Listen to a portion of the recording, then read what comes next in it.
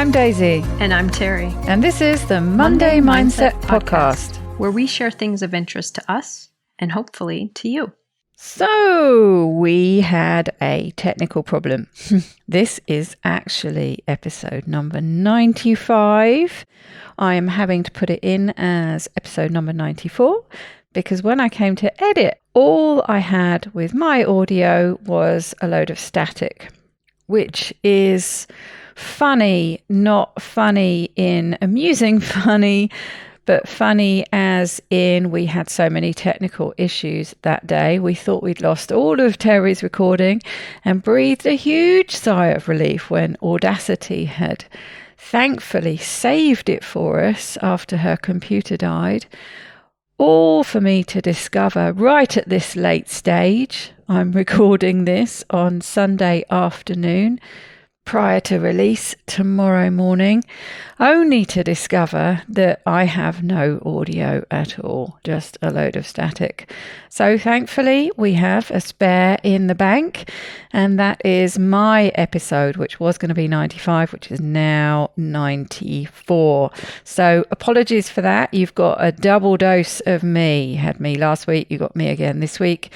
But we will re-record Terry's episode and so be back with her again next week. So let's get started with episode number 94 or 95, masquerading as 94.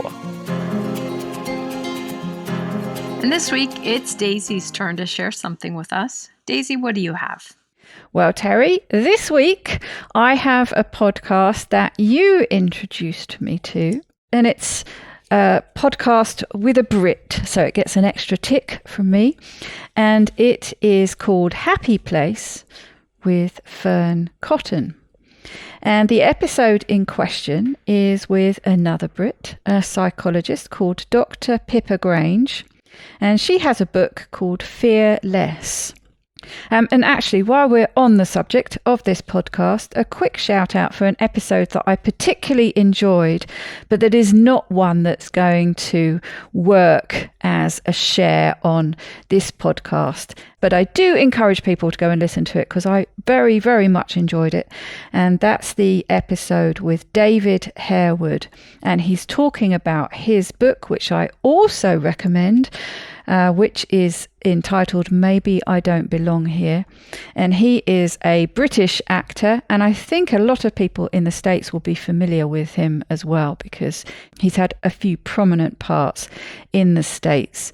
And he talks about his psychosis that he went through in his early 20s, and also delves into some uncomfortable subjects around the area of racism. It was one of those really, really engaging listens, both the podcast and the book, but the book in particular I really enjoyed. Some uncomfortable moments, some gut-wrenching moments, but lots of joy and uplifting moments as well. It's one of those ones, where you're getting towards the end and you really don't want it to end. It's one of those books, so I thoroughly recommend it. And it was one of those things that also got me to think differently about a few things and to challenge some beliefs that I'd had around racism. So well worth the listen, and I would recommend listening to it because he's a great actor, so it's lovely to be able to listen to his voice as well as quote unquote reading the book. But there, little aside there, very positive recommendation to go off and listen to that. But the podcast episode as well was very good. Sounds powerful. It was very, very much so. So back to Dr. Pippa Grange and talking about her book. They were delving into subjects in the book, and I might take a leaf out of your book. This, I think, might be, I wasn't going to make it a two-parter, but listening through to the episode again this morning, there was some really interesting stuff in that sort of last 10 minutes that I had disregarded before, that I thought actually this might be worth a revisit. So I might turn this into a two-parter. So they are talking about funnily enough, fear and being fearless. And she starts off by saying, we can't be fearless. It's not psychologically possible. We need some fear in our lives, but the problem is the amount. She says we don't all have our hand properly on the volume control. There's a bit too much of it in general, and it's a bit too pervasive. And she said some people do have a good control of that volume button and can turn it down to a place where it's useful because, as we know, fear has its use. Just like any of these things, stress, anxiety, there's a reason for them, but it's when they get a bit out of control that it becomes a problem and can just be overwhelming. And they start off by discussing that the first step really is to notice it, to see it. And Dr. Pippa Grange says it's really about digging in and understanding the less apparent ways it shows up. So it's not all about that obvious, feeling fear before you've got to do a presentation or something like that. But digging into these more sort of sneaky ways that it shows up. And you will not be at all surprised that the thing she focuses on is that the fear that comes up more than almost anything else for most of us boils down to one phrase, which is, I'm not good enough. And they talked around this a bit and said that we don't always see this as a fear. We don't necessarily notice it as such, but it is fear that's driving this, that's the undercurrent that's running underneath. And she said that there are two major fears we have. The first one, fear of death, fear of annihilation, fear of no longer existing.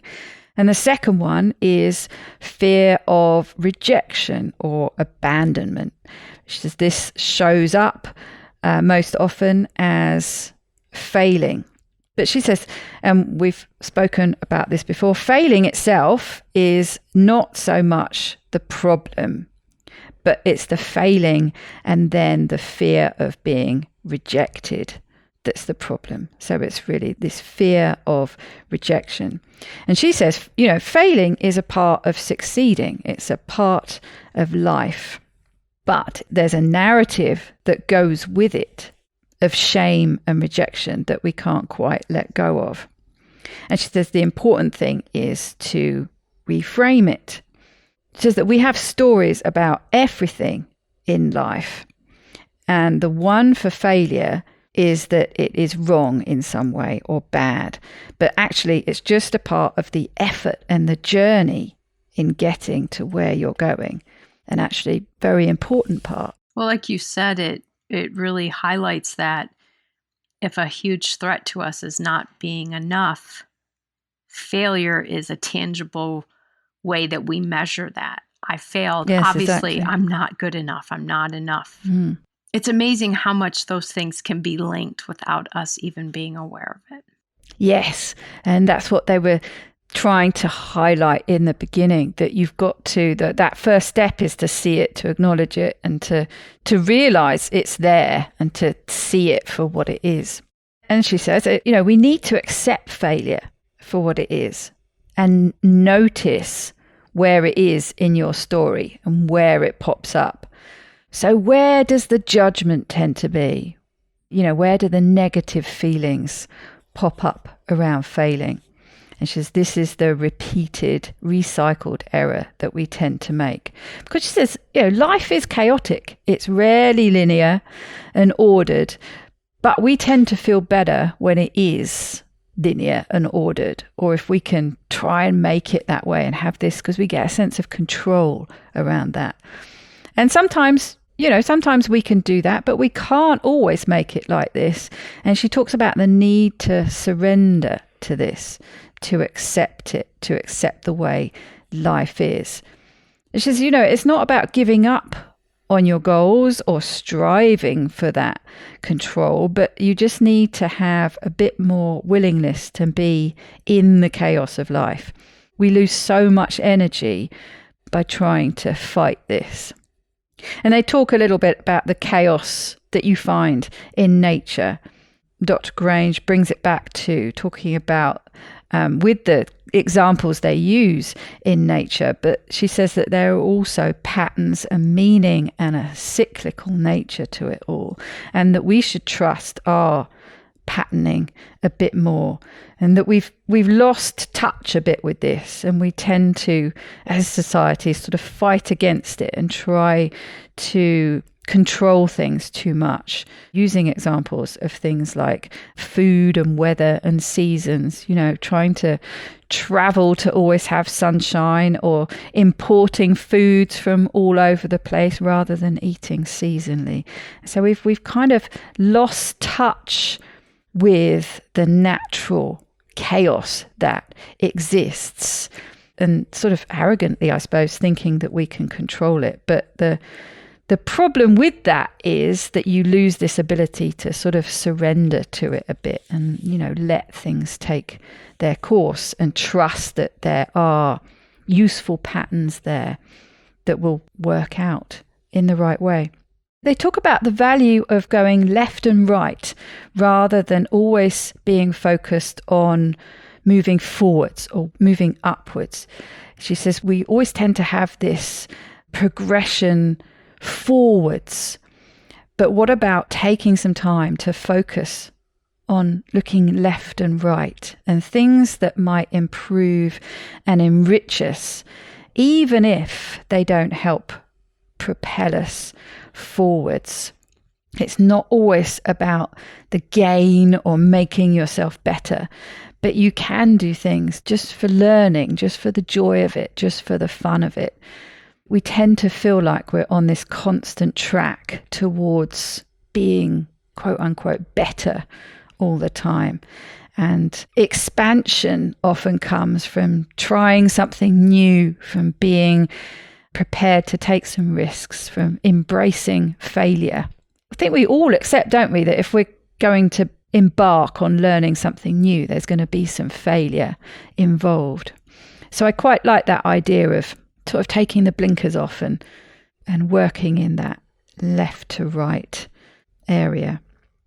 But going back to this fear of rejection, she says we really are wired to belong, to be part of a community, and the importance of connection. So it's natural that we have a deep fear of risking that in any way. But she highlights the difference between, she says, we're very social animals, but not relational, or not as relational as we should be. But she says it takes effort to have those deeper connections, and we need to get more relational. We very much, in Western society anyway, different in different parts of the world, but these deep connections have come into smaller and smaller groups, quite often, well, mostly familial units, but quite small groups. And she says we need to expand this back out to a much wider group, and not necessarily, relatives or spouses. She says a lot of people shy away from intimacy because of a fear of rejection. But, and you mentioned this earlier, it turns into a self-fulfilling prophecy if you're not careful. And she spoke about the importance of the tiny moments of challenge. Things like returning a smile, returning a hello, holding that eye contact with someone a bit longer. She says there's power in the small exchanges. You don't always have to think about, the bigger, more important relationships that you have. And they talk a lot about the importance of exchange. So focusing less on giving and taking in relationships, but the exchange in the present when it comes to relationships, and the power that's in that exchange, and the importance of being more in the present and not always worrying and overthinking about your future self. they were talking about the general sort of thing we have about conformity in groups. You know, we tend to think there are rules where we're more thinking about conforming to the rest of the group, sometimes at the expense of what we can be bringing to that group, and forgetting that sometimes what is unique about us can actually enrich that group. You know, it's important to think of phrases like, what do I have to offer? What might I learn? Rather than, will I fit in? So it's letting go of expectations you might have and focusing on the exchange. You know, you always have something to give, something to enrich this group that you're wanting to fit in with, as much as what you can learn from them.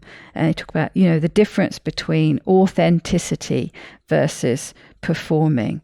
But obviously that's where the fear comes in. And this goes back to, you know, the challenge, the power in the small exchanges, revealing a bit more of yourself.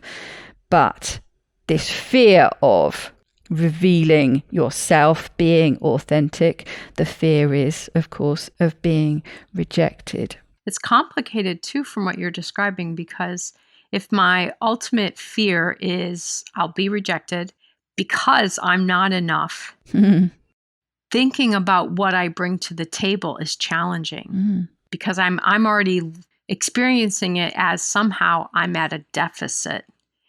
And really, to connect and bring something, I have to believe that I have something to offer. And if I'm sitting in a place of thinking I'm not enough, that's hard to do. Yes, exactly. And I am jumping around a little bit here and probably breaking the flow of, so sort of making connections where they've gone on to talk about different things. And this was really when they were talking about this authenticity versus performing.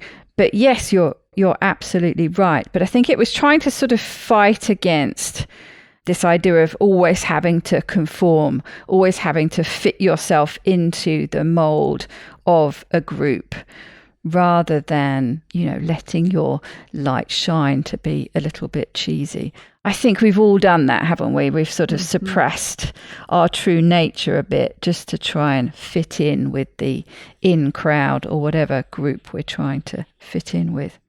But they talk about dealing with difficult things in life, difficult history, difficult present circumstances, and how do you claim back some agency of this? And a lot of it comes down to reframing who you are in your story. And she has this lovely quote that is, you are a character in a story, but the pen is actually in your hand. And she says, you know, she doesn't want to underestimate the fact that it is hard work to make the choice to reframe things. She's not saying it's easy. But what's important is the small committed actions, the smallness, the ordinariness. And she uses an example. She says, you know, find a relationship that isn't a historically close one, goes back a long time. So, you know, not talking about a friend you've known since childhood or something. But go a little bit further, being authentic, you know, reveal a bit more of your true self, take a step a bit closer to that intimacy. This is where she's talking about going from being a social to a relational being, and just expanding that circle a bit more. And there are a couple of examples from my life that it got me thinking about. And one of them was related to this authenticity versus performing or fitting in. And it just made me think of the quite sort of recent revelation, I guess is not too big a word for it, about who I am and what I want to do. And, you know, I've realized that I'm much more comfortable in the behind the scenes role of production, making other people look good, working other people's content. Not to say that I don't produce my own content. Of course, we make this podcast and Keto Woman as well. But as you know, the direction I was trying to get myself in, that I struggled with so much because I found it so hard, was really creating my own content, thinking of producing courses and putting more videos out on YouTube and all the rest of it. And I struggle so much with that. I always have. And although we should do things that make us uncomfortable sometimes, I think it's just sometimes figuring out what is the real you, what authentically feels right, and finding other ways to challenge yourself. So I'm much more comfortable in that. Yes, being the front person to a degree, but mostly that I find it more exciting in the production area, but I can stretch myself by learning new skills. So it's not sitting too much in your comfort zone, but figuring out where you're better off staying within your comfort zone and where you're better stretching yourself a bit. I thought it's quite an interesting balance, isn't it, to find? Because as you know, I was just not moving forward, trying to push myself so far outside my comfort zone that what it ended up with was not ever getting anything done. And I know a lot of that comes down to what we're talking about here. Fear of rejection, fear of, not being valued, whatever it is. But it's a difficult balance to find, I think. I think also going back from this episode and our previous episode, also about fitting in. And you are in a climate where everyone's producing content. So it felt like, well, that's what I should be doing. That's how I'll fit in. And they do it so much better. So what's the point? and then the comparison, the gap in the gain versus you kind of seeing it as, well, I can't do what they do, or I can't do what that person does, or I'm not in that niche. And then not feeling like it was worthwhile maybe, or that you had enough to bring. But really letting yourself expand and realize, wow, I have a lot to bring to the table in this other mechanism, this other way of creating and being a part of the creative process. Yes, exactly. I don't have to do it the same way. Yes. And I can be engaged with and create relationships, I guess, with people where you can enjoy and appreciate the content they're producing without having to be in that position of comparison and putting yourself down. You can actually be part of their process and help make them shine and find that's the role that I like. That's the role that I've embraced. So I thought, that was quite interesting. And one other thing quickly that I particularly thought of back at the beginning, where she was talking about turning some people being able to control that volume switch. And it made me think of my school life, really all my school life. And I was always in that state of fear with that. I am not enough, always comparing myself, always feeling insecure in my friendships at school. And it was always a really, really stressful time and never, ever felt enough. And there was a big change at one point later on in my school life, not long before I left school completely, but when I had a boyfriend at school, and these fears were all dialed down, and all of a sudden things that had felt so scary, that I'd been so fearful of, became less important. And now I'm not saying here that the answer is to get a boyfriend, and that just happened to be the way it happened and what made me think of it. But it wasn't a conscious thing, but it just made me think how it is possible to change the volume settings. You can change your focus. You can write beautiful prose about yourself, about one aspect of your life, and simply dump the other things in a footnote. I mean, nothing really changed. All those things that were making me feel not enough were still there. The stresses of friendships and the difficulty of fitting in that particular school. because I had this focus and this newfound confidence in somebody who boosted me. I was able to turn the volume down on all those other things. And I'm sure there were always going to be different ways, different distractions. But I just found it interesting that something I thought wasn't possible before, I couldn't turn that volume down. Suddenly it was. It would be good, of course, if we could find our own way to get control of that volume dial. But yeah. Absolutely. And I think it's important not to see that as you relying so heavily on the meaning or the value you got from being in that relationship versus it did help you alter the volume on other fears. Yeah, it just kind of shifts your focus enough to make you realize actually they're not that important. Yeah. And yes, it's not really reliant on that other person. It was just distraction enough to sort of let the scales fall away a bit from your eyes and for you to realize that you were putting too much value on the importance of things that you didn't need to. And like I said at the beginning, there were some other very interesting things. So I think I will revisit this podcast episode with a part 2, most likely in a couple of weeks' time. Very good. Looking forward to it. I hope everyone has a great week and we will be back. Have a great week.